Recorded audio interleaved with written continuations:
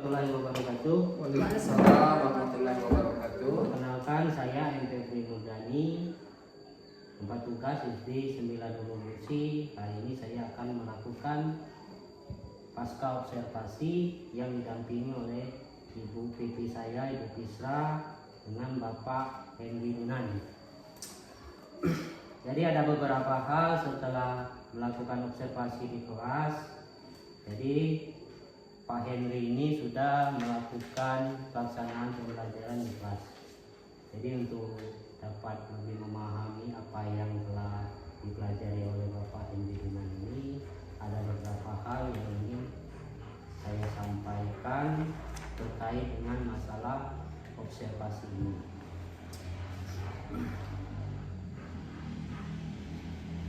Yang pertama itu setelah melakukan pelaksanaan pembelajaran di kelas, bagaimana perasaan Bapak?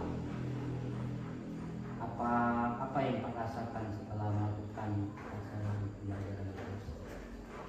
Baik Bapak, setelah saya melakukan itu perasaan saya menjadi sedikit agak cemas, tapi setelah saya melakukannya alhamdulillah berjalan lancar.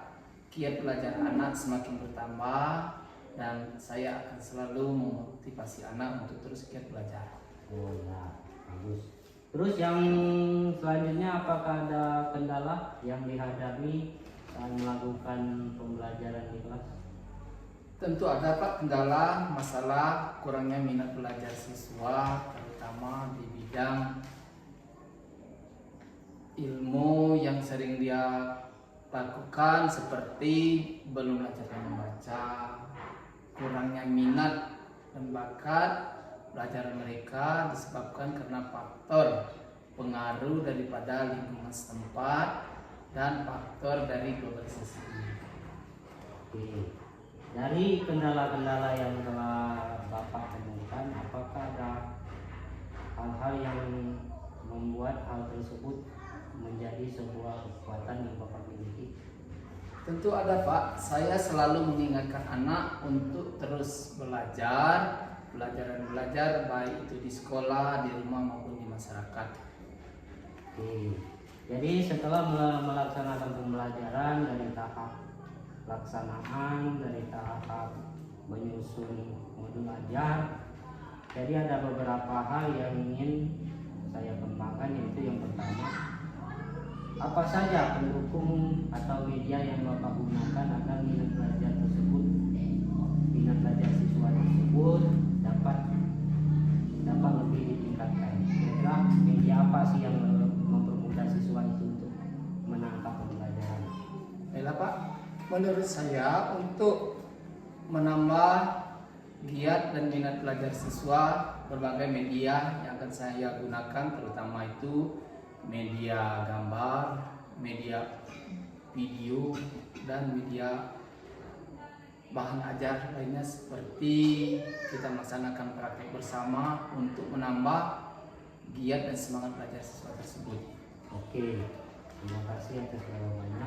Terus yang selanjutnya, bagaimana tahapan awal yang Bapak lakukan sebelum melaksanakan pembelajaran tersebut? Kira-kira tahapan awal yang harus dilakukan itu apa saja sih? Saya melakukan asesmen awal untuk mengetahui sebagai mana minat belajar siswa tersebut. Kemudian setelah saya ketahui bagaimana cara siswa ini menangkap pelajaran, kemudian saya beri beberapa kelompok. Di antaranya kalau di kelas saya ini berjumlah lebih kurang 15 orang, akan saya bagi 3 kelompok. Setiap kelompok itu akan saya bagi yang mana yang sudah bisa, yang mana yang sedang, yang mana yang kurang. Akan saya konfirmasikan mereka untuk bekerja sama untuk menyelesaikan pembelajaran tersebut. Oke, dari pelaksanaan asesmen formatif asesmen awal, tentu ada hal-hal yang Bapak temukan, mulai dari minat atau bakat yang telah dimiliki oleh siswa tersebut. Jadi apakah penemuan Bapak tentang minat bakat itu menjadi acuan sebagai atau penyusunan bahan ajar? Kira-kira dari temuan minat bakat itu apakah akan dimasukkan ke bahan ajar? Tentu Pak akan saya masukkan karena itu merupakan suatu acuan untuk mengetahui sebagaimana kemampuan dan minat bakat belajar siswa tersebut. Dari beberapa siswa kira-kira adakah perbedaan masalah siswa itu memahami pembelajaran? Misal ada yang secara khusus siswa itu mungkin hanya ingin mendengarkan dari dulu, ada yang ingin cukup ada tambahan dengan melakukan tambahan dengan media. Mungkin adakah yang lebih spesifik dari hal tersebut? Misal, berarti ada hampir dari seluruh siswa itu ingin belajar seperti apa setelah melakukan asesmen awal itu? Setelah saya melakukan asesmen awal tersebut, memang ada beberapa siswa yang terkendala, baik itu belajar secara langsung maupun secara tidak langsung. Dengan demikian, saya bisa mengetahui dari ke-15 anak tersebut ada sekitar 5% anak yang memang membutuhkan pendampingan khusus. Selebihnya itu sudah memadai dan sudah bisa untuk menerapkan pembelajaran berikutnya. Oke. Jadi dari hasil pengamanan saya setelah melakukan konsultasi dan hari ini pasca konsultasi, jadi kira-kira persentase siswa yang telah memahami materi yang Bapak sampaikan dengan alat-alat pendukung atau media yang telah dibuat itu kira-kira apakah sudah memenuhi, semuanya sudah memenuhi kriteria minimumnya atau apa yang masih harus diperbaiki? Dari kesekian siswa tersebut, memang ada beberapa siswa yang masih di bawah KKM. Namun lebih dari itu, lebih kurang 85% siswa telah memahami pembelajaran yang telah saya sampaikan. Oke, dari hasil 5% pembelajaran yang telah Bapak sampaikan, dalam bentuk apa Bapak sudah bisa mengkondisikan atau menunjukkan kalau siswa itu sudah memahami? Misal dalam bentuk apa? Kira-kira apa dalam bentuk nilai, apa dalam bentuk pengamatan, kira-kira seperti apa? Saya telah melakukan penilaian dengan secara formatif. Saya beri anak tersebut soal, kemudian mereka menjawab. Ada yang saya langsung tanya jawab, dan alhamdulillah dari pembelajaran yang telah saya sampaikan, alhamdulillah siswa tersebut sudah hampir memenuhi kriteria yang saya tentaskan. Oke, baik, terima kasih atas jawabannya. Jadi dari observasi sudah dapat kita lihat bahwa apa yang Bapak sampaikan hari ini adalah gambaran dari hasil observasi atau pembelajaran yang Bapak lakukan waktu sebelum ini. Jadi apakah ada hal yang ingin Bapak kembangkan untuk ke depan? Kira-kira mau mengembangkan apa? Apa dari modul ajar, apa dari pengembangan minatnya atau bakatnya? Kira-kira ke depannya Bapak mau seperti apa? Menurut saya, kedepannya akan saya lebih giatkan kembali giat dan minat belajar siswa tersebut, dan akan saya berikan beberapa contoh agar mereka lebih giat dan lebih aktif lagi untuk belajar, dan akan saya selalu pantau kegiatan mereka sampai kemana mereka, kesiapan mereka untuk belajar tersebut. Oke, dari hal tersebut bagaimana dukungan dari lingkungan, dari sekolah? Apakah membutuhkan dukungan yang lebih atau cukup dengan kebutuhan saat ini? Kira-kira untuk kedepannya seperti apa dukungan yang Bapak harapkan dari sekolah? Menurut saya dukungan dari pihak sekolah, baik dari pihak orang tua siswa, itu sangat mendukung. Harapan saya untuk kedepannya kerjasama antar guru, baik dari kepala sekolah maupun dari pihak orang tua siswa, itu sangat saya harapkan demi terciptanya siswa itu yang lebih baik lagi. Oke, baik Bapak, terima kasih atas waktu dan kesempatannya.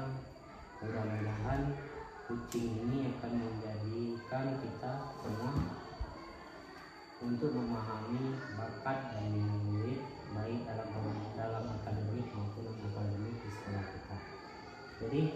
hal-hal yang kurang atau hal-hal yang harus ditingkatkan itu akan saya sampaikan dan akan kita kembangkan lagi di kemudian hari atau di pembelajaran selanjutnya. Terima kasih Pak atas waktu dan kesempatan yang diberikan. Sama-sama. Baiklah, Assalamualaikum warahmatullahi wabarakatuh. Waalaikumsalam.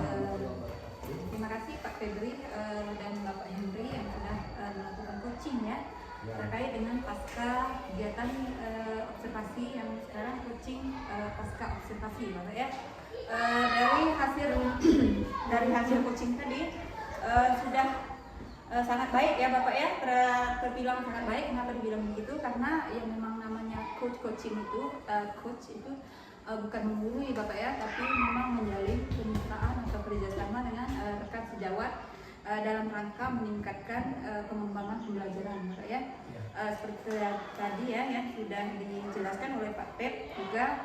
Yang pertama Pak Pepnya sudah menanyakan bagaimana perasaan Bapak ya saat melaksanakan pembelajaran, kemudian kendala-kendalanya, terus bagaimana kiat-kiatnya Bapak yang untuk menghadapi kendala-kendala tersebut.